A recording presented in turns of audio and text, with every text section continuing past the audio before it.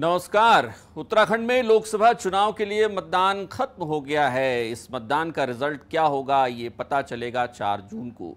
लेकिन तब तक बहुत सारे लोगों की तबीयत बिगड़ी रहेगी, बहुत सारे लोगों को शायद तबीयत नासाज रहेगी। 4 जून को पता चलेगा कि आखिर कौन जीता कौन हारा। लेकिन इस बार जो सबसे अहम बात है वो ये है कि आखिर जो मतदान प्रतिशत में कमी आई है उसका नतीजा क्या होगा। क्या इस बार कुछ सीटें फंस गई हैं, ये समझना ज़रूरी है। हम आज अपनी इस चर्चा में यही कोशिश कर रहे हैं। तमाम सीटें हैं, 5 सीटें हैं, लेकिन आज हम जिसकी बात करने जा रहे हैं वो ये है कि हरिद्वार में क्या होने जा रहा है। क्या हरिद्वार में इस बार त्रिवेंद्र सिंह रावत यानी बीजेपी की सीट फंस गई है। त्रिवेंद्र सिंह रावत को इस बार जिस तरीके से वहां पर उतारा बीजेपी ने, क्या सीट बच पाएगी या फिर कांग्रेस यहां पर कमाल दिखा सकती है या फिर वीरेंद्र सिंह रावत यहां पर कमाल दिखा सकते हैं। क्या होगा, मतदान प्रतिशत अगर कम है इसका क्या असर पड़ेगा, किसकी सीट फंसेगी किसकी निकलेगी, हम आपको बताएंगे। लेकिन अगर आप हमारे चैनल पर नए हैं तो सबसे पहले हमारे चैनल को सब्सक्राइब कर लीजिए, बेल आइकन जरूर दबा लीजिएगा।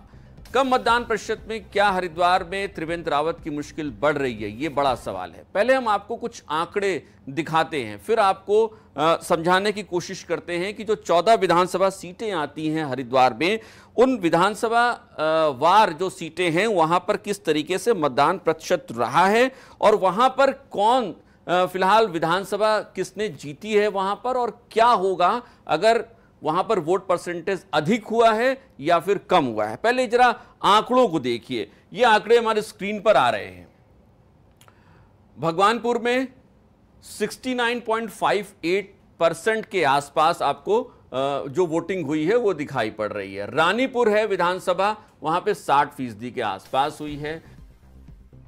51.8% के आसपास है। डोईवाला में आपको 57.45% के आसपास वोटिंग दिख रही है। हालांकि अभी आधिकारिक आंकड़े आने बाकी हैं, लेकिन रात 10 बजे तक जो आंकड़े आए थे विधानसभा वार, हमने हरिद्वार सीट पर उन आंकड़ों का विश्लेषण कर लिया है। कुछ और भी सीटें हैं हमारे पास, उनका भी विश्लेषण हम अपने अगले एपिसोड में दिखाएंगे। लेकिन जब हम इस वीडियो को बना रहे हैं तब तक हमारे पास जो आंकड़े आधिकारिक रूप से आ गए हैं उनके आधार पर बना रहा। हालांकि फाइनल आधिकारिक आंकड़े अभी नहीं आए हैं। बात हरिद्वार की कर रहे हैं। हरिद्वार शहर 54.84% के आसपास यहां पर वोटिंग होती है। हम यहां पर यह भी बताएंगे कि जहां पर जो विधानसभा सीट है वहां पर कौन विधायक है और वहां पर वोटिंग परसेंटेज का ट्रेंड क्या रहा है। हरिद्वार ग्रामीण की बात करें तो 73.21% के आसपास है, बहुत बड़ा वोटिंग परसेंटेज मान सकते हैं। झबरेड़ा में 67% के आसपास का वोटिंग परसेंटेज देखा जा रहा है। ज्वालापुर की बात करिए, ज्वालापुर में लगभग 70% के आसपास का वोटिंग परसेंटेज आपको जा रहा है। खानपुर की बात कीजिए, खानपुर में 68.45% के आसपास का वोटिंग परसेंटेज है। लक्सर की बात कीजिए, लक्सर में वोट बहुत अच्छा पड़ा है, 72% के आसपास यहां पर वोटिंग हो गई है। इसके बाद मंगलौर की बात करते हैं, 63.2% के आसपास यहां पर वोटिंग हुई है। ठीक है, पिरान कलियर दिलचस्प है, 70% के आसपास यहां भी वोटिंग हुई है। मतलब आप देखिए ऋषिकेश में 51.8% की वोटिंग हुई है, काफी कम वोटिंग हुई है यहां पर। रुड़की में 59.4% के आपके पास 3 ऐसी सीटें हैं विधानसभा की, हरिद्वार ग्रामीण, लक्सर और तीसरी है पिरान कलियर। यहां 70% या 70% से ऊपर की वोटिंग हुई है, जबकि 2 सीटें ऐसी हैं धर्मपुर और ऋषिकेश जहां पर 50% के आसपास वोटिंग हुई है। अब यह समझना बड़ा आपको दिलचस्प होगा कि आखिर जहां पर विधानसभा वार जो सीटें हैं वहां पर किसका विधायक है और वोटिंग पैटर्न क्या इशारा कर रहा है। अब आप मतलब भगवानपुर की बात देख लीजिए, भगवानपुर किसके पास है, हरिद्वार शहर किसके पास है और हरिद्वार ग्रामीण किसके पास है। एक एक करके इसको समझने की कोशिश करेंगे और यहीं से हम बता रहे हैं, इसी आंकड़े के आधार पर हम बता रहे हैं कि आखिर अगर इसका विश्लेषण करें इन आंकड़ों को तो बेहद दिलचस्प आंकड़े आपके सामने आते हैं और यह पता लग रहा है कि शायद ये सीट जिस तरीके से बीजेपी कह रही है कि 400 पार होने वाला है, क्या वाकई में 400 पार का नारा यहां पर इस सीट पर दिखाई दे रहा है या कहीं बात फंस तो नहीं रही है? एक और सीट है, उस सीट का भी यहां पर जिक्र होना चाहिए, डोईवाला हम भूल गए थे, 57.45% है। डोईवाला से ही शुरुआत करते हैं। डोईवाला बीजेपी के जो लोकसभा प्रत्याशी हैं त्रिवेंद्र सिंह रावत को यहां पर टिकट दिया। त्रिवेंद्र सिंह रावत डोईवाला से ही विधायक हुआ करते थे इसके पहले, अगर आपको याद होगा। और डोईवाला में इस वक्त भी, यानी 2022 में जो विधानसभा के चुनाव हुए, उन चुनाव में भी यह सीट बीजेपी के पास ही है। त्रिवेंद्र सिंह रावत के बेहद करीबी हैं, उनके पास यह सीट है, वो यहां से विधायक हैं। डोईवाला में जो वोट पड़े हैं 57.45% पड़े हैं। इसका मतलब क्या निकाला जाए? विधानसभा में जो ट्रेंड दिखा, क्या वो ट्रेंड लोकसभा में नहीं दिख पाया? क्या एक डिस्कनेक्शन की जो बात हो रही थी वो डिस्कनेक्शन होता जा रहा है? विधायकों को यह तसल्ली हो गई थी कि ठीक है, मोदी जी का नाम है तो हमें बहुत ज़्यादा मेहनत करने की ज़रूरत नहीं है, और लोकसभा के जो उम्मीदवार हैं उनको भी इस बात की तसल्ली हो गई होगी कि मोदी जी का नाम है तो बहुत ज़्यादा मेहनत करने की ज़रूरत नहीं है। अब आइए भगवानपुर सीट को देखिए। भगवानपुर का जो आंकड़ा है वो 70% के आसपास जाता है। भगवानपुर एक मिक्स्ड आबादी का इलाका है और इस सीट पर अगर 70% के आसपास वोटिंग हो रही है तो आप अंदाज लगाइए, और मुस्लिम मतदाताओं की संख्या भी यहाँ ठीक ठाक है, तो ये वोट किधर की ओर गया होगा, ये बड़ा सवाल है। भगवानपुर की बात करें तो भगवानपुर से फिलहाल जो सांसद हैं वो कांग्रेस की सांसद हैं और उनके पास ये सीट है। और ये सीट काफ़ी पहले से, जो भगवानपुर की सीट है, काफ़ी पहले से एक ऐसी सीट रही है जो बहुजन समाज पार्टी के भी यहाँ वोटर बड़ी संख्या में है। अगर बीएसपी को यहाँ से वोट पड़ा है तो बड़ी बात है, लेकिन अगर बीएसपी को यहाँ से वोट नहीं पड़ा है तो बीएसपी का वोट किधर गया है? कांग्रेस की ओर गया है या बीजेपी की ओर गया है? ये बड़ा सवाल है। कुछ और चीज़ें आपको दिखाते हैं। धर्मपुर एक सीट है, धर्मपुर देहरादून जिले में आती है और शहर की सीट है। यहाँ पर महज 51% के आसपास के करीब की वोटिंग हुई है। अब एक चीज़ यहाँ पर बड़ी दिलचस्प है, धर्मपुर सीट जो है, धर्मपुर सीट में भी दो तरीके के वोटर ज़्यादा हैं। एक पहाड़ से आए लोगों की बहुतायत है यहाँ पर, और दूसरे मुस्लिम बहुल इलाके भी इस सीट पर आते हैं। हाल ही में चुनाव से कुछ दिन पहले हमने देखा कि धर्मपुर में कांग्रेस के एक बड़े नेता, जो यहाँ से चुनाव जीतते भी रहे हैं कई बार, उन्होंने बीजेपी ज्वाइन कर ली और मौजूदा वक्त में धर्मपुर सीट से बीजेपी के विधायक हैं। यानी बीजेपी का ठीक ठाक यहाँ पर जनाधार हो सकता है, ये कहा जाना चाहिए। यहाँ से सिर्फ 51% की वोटिंग परसेंटेज क्या इशारा कर रही है? क्या विधायक को लेकर नाराजगी थी, या फिर नरेंद्र मोदी के नाम पर के सहारे सभी बैठे थे तो शायद इसलिए निकाल नहीं पाए वोटर्स को?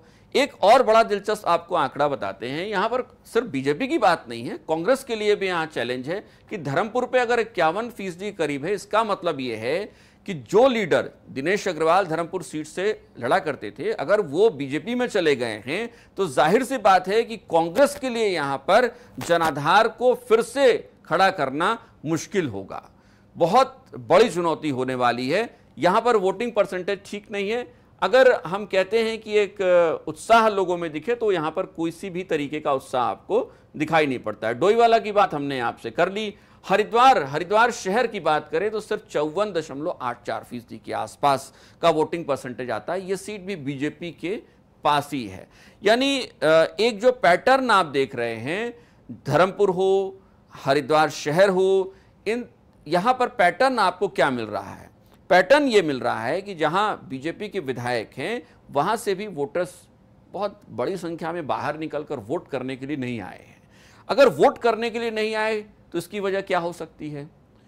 क्या उनके मन में नाराजगी है? क्योंकि बार बार हम बीजेपी के साथ तुलना इसलिए कर रहे हैं क्योंकि ये माना जाता है, क्योंकि ये सोचा जाता है, एक तरीके का पैटर्न जो आमतौर पर यह माना जाता है कि जिसके विधायक हैं वो शायद वहाँ पर एक माहौल बनाकर रखते हैं, लेकिन इस बार तो वो माहौल नहीं दिख रहा है। फिर 400 पार का नारा कैसे होगा?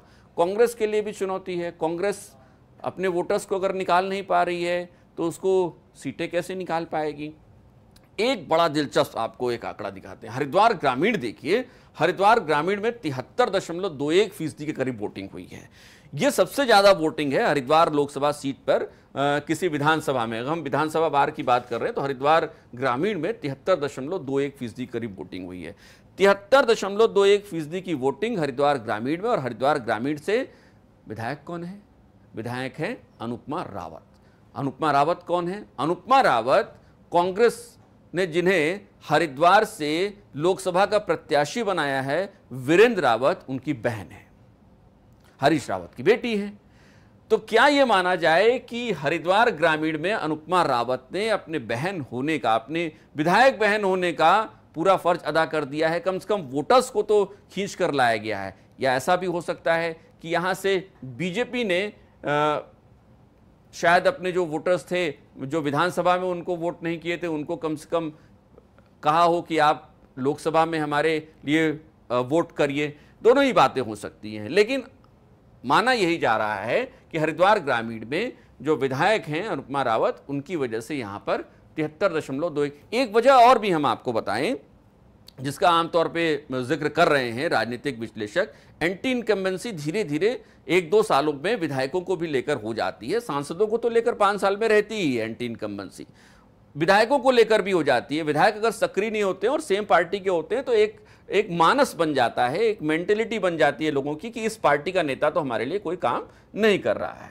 इसके बाद देखिए ज्वालापुर है, खानपुर है, लक्सर सीट देखिए, लक्सर सीट में भी 72% के आसपास वोटिंग हुई है। लक्सर सीट कभी बीजेपी के पास हुआ करती थी, फिर ये कांग्रेस के पास आ गई। कांग्रेस के विधायक यहां से हैं। तो क्या यहां पर जो पैटर्न है, देखिए हमने आपको 2-3 सीटें बताई जहां पर वोटिंग परसेंटेज कम हुआ है वो बीजेपी के पास है। वोटिंग परसेंटेज जहां बहुत ज्यादा हमें दिख रहा है वो कांग्रेस के पास है। आप इन्हीं आंकड़ों के आधार पर अगर कोई विश्लेषण करेंगे तो आपको दिखाई पड़ेगा कि लोग क्या चाह रहे होंगे। और एक सीट और आपको बताते हैं, पिरान कलियर, जो फुरकान अहमद यहां से विधायक हैं, कांग्रेस के विधायक हैं, ये सीट भी 70% से ऊपर यहां पर वोटिंग परसेंटेज आपको दिखाई पड़ रहा है। पिरान कलियर में 70% के आसपास का वोटिंग परसेंटेज दिखाई पड़ रहा है। इसका विश्लेषण आप करिए, इससे भी आपको समझ में आता है कि जो एंटी इनकम्बेंसी 2 सालों में बीजेपी के नेताओं को लेकर हुई है, शायद मुझे लगता है कि सांसदों की जो एंटी इनकम्बेंसी थी उसका असर विधायकों के ऊपर भी पड़ा है और महज 2 साल में ही लोग उनसे कहीं नाराज तो नहीं होने लगे हैं, ये बड़ा सवाल है। लेकिन कांग्रेस के विधायकों को लेकर ये नाराजगी है या नहीं, ये भी सोचने वाली बात है। लेकिन वोटिंग परसेंटेज जो है वो यही इशारा कर रहा है कि कांग्रेस के विधायकों को लेकर कोई बहुत ज्यादा नाराजगी नहीं है। शायद इसलिए भी हो सकता है क्योंकि वो सत्ता में नहीं है, उनसे बहुत ज्यादा उम्मीदें भी जनता को नहीं होगी। और चूंकि बीजेपी सत्ता में है, बीजेपी के विधायकों से बहुत ज्यादा उम्मीदें जनता को होंगी, तो अगर वो उम्मीदें पूरी नहीं हो रही हैं तो जाहिर सी बात है कि नाराजगी होगी, और वो नाराजगी यहां पर दिखाई पड़ रही है। फिर से आपको एक बार दिखा रहे हैं, रुड़की में देखिए महज 59.4% के आसपास वोटिंग हुई है। ठीक है, बहुत ज़्यादा भी नहीं है, बहुत कम भी नहीं है, और रुड़की में बीजेपी का विधायक है, तो ठीक है, बहुत ज़्यादा एंटी इनकम्बेंसी नहीं हो सकती है, लेकिन बहुत अच्छा भी यहाँ नहीं कहा जा सकता है। ऋषिकेश बड़ा दिलचस्प है। ऋषिकेश में महज 51% के आसपास वोटिंग हो रही है। ऋषिकेश से कौन विधायक है? ऋषिकेश से विधायक है प्रेमचंद अग्रवाल, जो कैबिनेट मंत्री भी हैं। तो कैबिनेट मंत्री की कॉन्स्टिट्यूएंसी में जो वोटिंग हो रही है वो महज 51% की। ये हाल तब है जब बीजेपी ने पन्ना प्रमुख तक बनाए हैं। अगर पन्ना प्रमुख को ये टारगेट दिया गया कि आप कम से कम जो अपने वोटर्स हैं उनको पोलिंग बूथ तक लेके आएंगे, लेकिन ऋषिकेश में महज 51% के आसपास की वोटिंग परसेंटेज इशारा क्या कर रही है कि पन्ना प्रमुख ने शायद अपना काम बहुत बेहतर तरीके से नहीं किया। कहीं ऐसा तो नहीं कि प्रेमचंद अग्रवाल को लेकर एंटी इनकम्बेंसी हो रही हो, कहीं ऐसा तो नहीं कि जो मौजूदा सांसद हैं हरिद्वार सीट से रमेश पोखरियाल निशंक, उनको लेकर कोई नाराजगी रही हो और वो धीरे धीरे ऋषिकेश से विधायक के ऊपर भी नाराजगी आरोपित हो गई हो, और इसी का नतीजा रहा हो कि लोग वोट देने के लिए निकले ही नहीं, और कांग्रेस को भी नहीं दिया, बीजेपी को भी नहीं दिया, और वो घर में बैठे रहे। तो ये तमाम बड़े सवाल हैं। ऐसे में ये बात बिल्कुल साफ हो रही है कि कहीं ना कहीं जो हरिद्वार की लोकसभा सीट का चुनाव है वो बहुत दिलचस्प मोड़ पर जा रहा है। कहीं ऐसा तो नहीं है कि त्रिवेंद्र सिंह रावत के लिए ये सीट बचाना, बीजेपी के लिए ये सीट बचाना अब बेहद मुश्किल होता जा रहा है। वीरेंद्र रावत के पिता हरीश रावत इस सीट से कांग्रेस के टिकट पर चुनाव लड़ते रहे हैं, वो जीत कर भी आए हैं। इस बार उन्होंने बार बार लोगों से कहा, स्थानीय लोगों से कहा कि कम से कम मेरे कामों के लिए आप वीरेंद्र को, जो उनके बेटे हैं वीरेंद्र रावत, उनको वोट दीजिए, मेरे कामों को याद करिए। तो कहीं ऐसा तो नहीं है कि यह मार्मिक अपील जो हरीश रावत लगातार करते आ रहे थे, कम से कम उनके विधायक, जहां जहां उनके विधायक हैं, उन विधायकों के इलाके में लोगों ने सुन ली, समझ ली, और उन विधायकों के इलाके में जो कांग्रेस के विधायक हैं वहां पर वोटिंग टर्नआउट बहुत तेजी से बढ़ा। और उसका नतीजा कहीं ऐसा तो नहीं है कि बहुत दिलचस्प मुकाबला होने वाला, और हरिद्वार में अंतिम क्षणों तक ये मुकाबला देखना पड़ेगा, किसकी हार होगी किसकी जीत। आपकी इस पूरे वीडियो पर क्या कमेंट है, हमें जरूर बताइएगा। क्या सोचना है हरिद्वार लोकसभा सीट पर, आपको क्या लगता है किसकी जीत होने जा रही है, किसकी हार, हमें कमेंट करके जरूर बताइएगा। और अगर आपने हमारे चैनल को सब्सक्राइब नहीं किया है तो अभी तुरंत सब्सक्राइब करिए, बेल आइकन जरूर दबाइए। नमस्कार।